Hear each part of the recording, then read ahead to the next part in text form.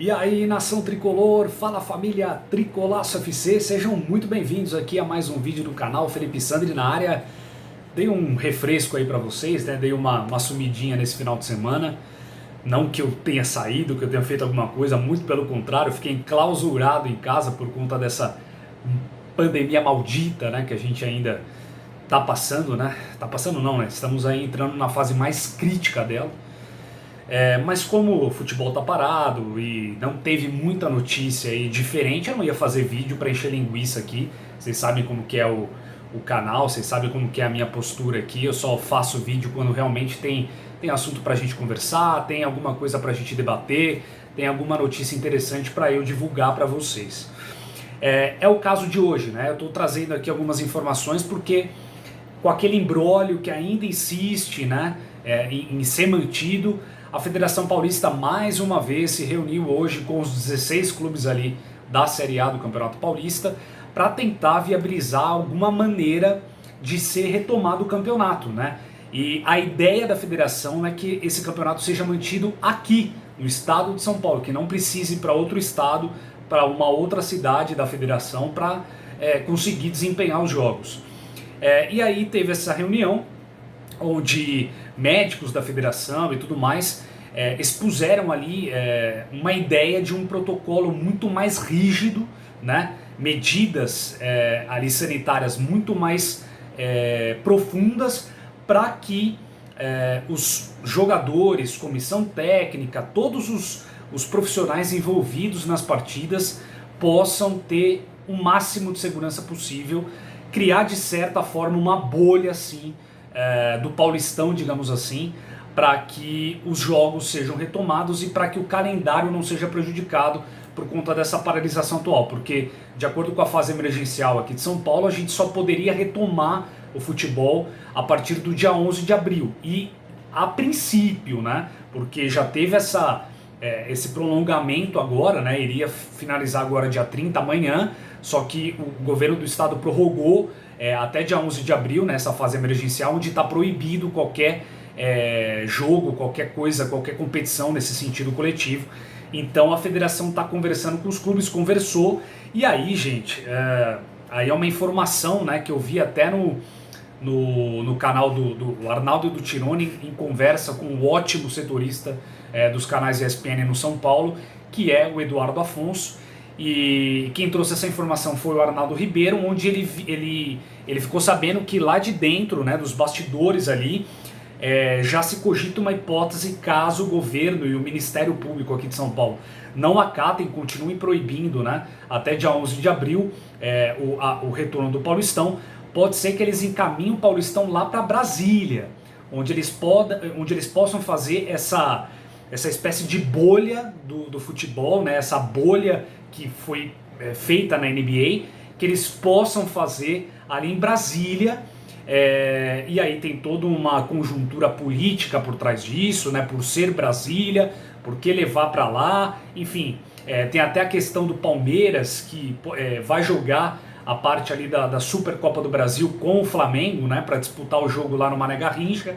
Tem toda uma situação por trás, um contexto, então não fiquem surpresos se o Paulistão passar a ser disputado nos próximos dias, ser oficializado para Brasília. Tendo novidades, eu também volto aqui para trazer as demais informações aqui para vocês.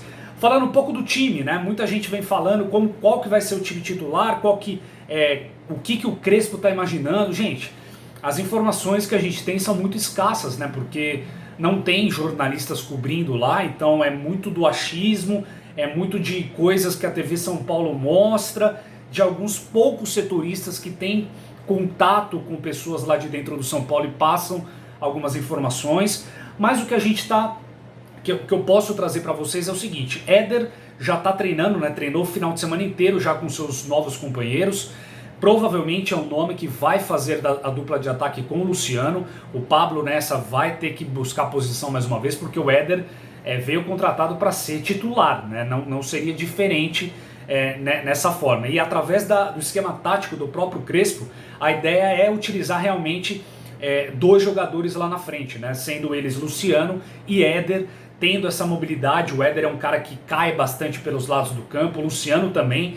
Então é um ataque do São Paulo bastante móvel, bastante interessante nesse sentido, até abrindo para jogadores de trás poderem se aproximar, arrematarem para gol, poderem fazer gols também, pisar na área, como a gente diz no futebol moderno, né? O que a gente pode destacar também, Miranda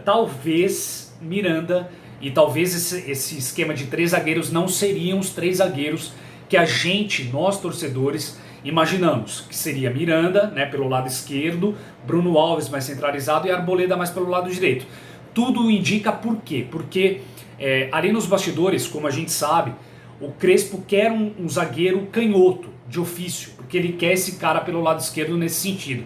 Então ele até não... ele de certa forma ousa até utilizar um lateral esquerdo para fazer aquela posição de zagueiro esquerdo, digamos assim.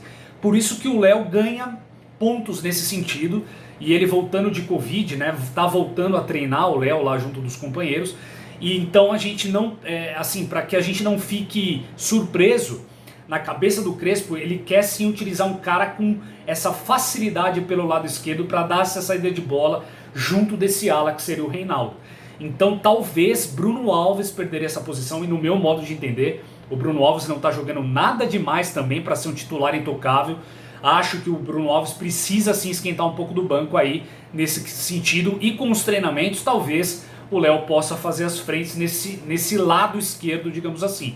Então a linha de defesa do São Paulo poderia ser com Arboleda, Miranda centralizado, podendo dar essa saída também para o São Paulo, e o Léo também pelo lado esquerdo fazendo essa dupla ali com o Reinaldo.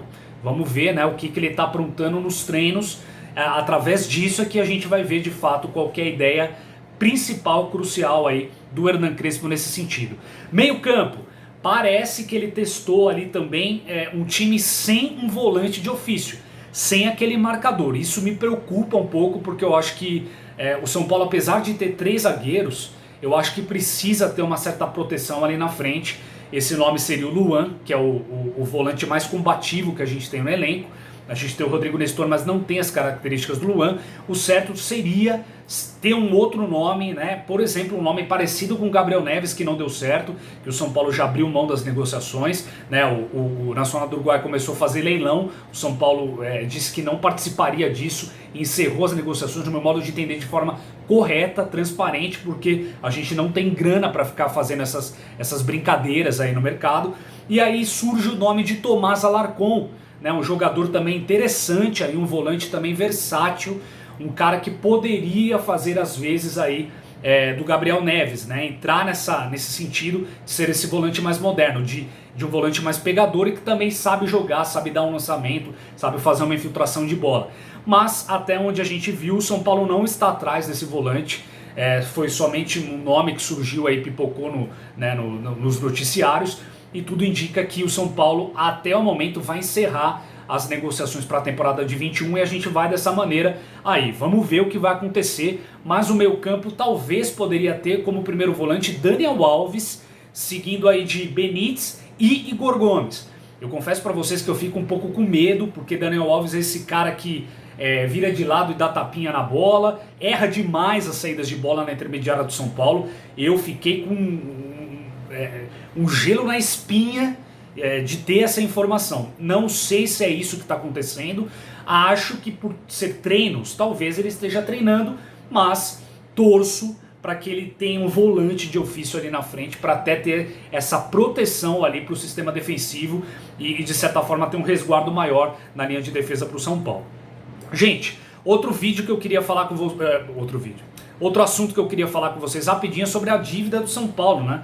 Muita informação vem sendo pipocada aí de que o São Paulo teria uma dívida de 800 milhões de reais. O Casares, em entrevistas que ele deu para canais aí de jornalistas, afirmou que o São Paulo tem uma dívida maior de 600 milhões, mas não chega, parece, na casa de 800 milhões. O que a gente tem que entender é o seguinte, gente. Bom, a gente já se livrou de alguns perebas.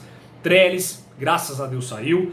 Gian também foi pro Cerro Porteño, né, um outro que não fica mais no São Paulo. Toró também foi pro Sport, assim como o Trellis. Everton Felipe provavelmente deve sair também em breve. Hudson está retornando para o Fluminense até onde eu vi. Então, assim, a gente está enxugando de certa forma alguns perebas, né? Não vão permanecer. Claro que poderia sair Tietê, poderia sair Vitor Bueno, poderia sair mais perebas que lá estão. Mas o que a gente tem que entender é o seguinte: o São Paulo tinha 26 milhões para contratações, né? Essa grana não vai ser uma grana que vai ser colocada para pagamento de salários. O São Paulo tem uma folha de pagamento aí que vai estar se mantendo. Essa saída de jogadores perebas e essa vinda de 6 jogadores, né, que são eles Miranda, Orejuela, Bruno Rodrigues, Benítez, aí tem o Éder e tem mais um que está me fugindo agora, o William, né, o meia.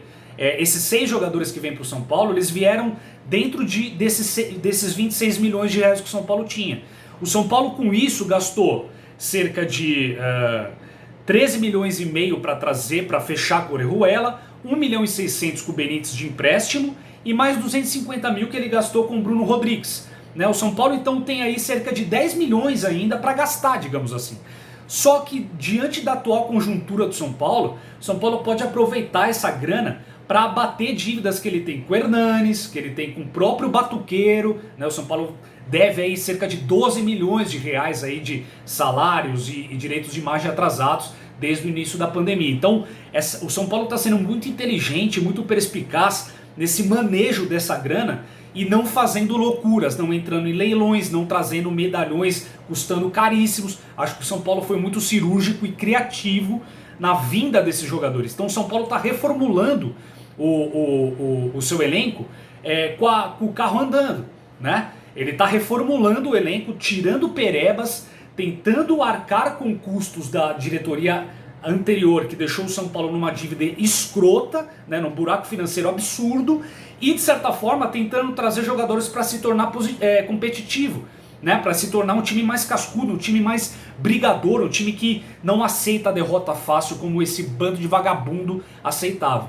Então o São Paulo vem se reformulando, não gastando mais do que deveria, mantendo uma certa folha, mas que essa folha vai sendo diminuída conforme o tempo for passando. Então eu estou muito confiante, acho que o São Paulo, esse tempo que o São Paulo vem treinando sem jogar é importante para o elenco conhecer o Crespo e para o Crespo conseguir implementar sua filosofia de trabalho e também fazer esses novos jogadores aí entrarem nesse fluxo, nesse esquema, nessa estratégia, nesse padrão tático que ele está querendo implementar, para quando retornar ao Paulistão a gente ver um time mais coeso, mais competitivo e mais integrado, né? E mais ali de certa forma treinado para dar bons frutos. Gente, essas são as informações de hoje.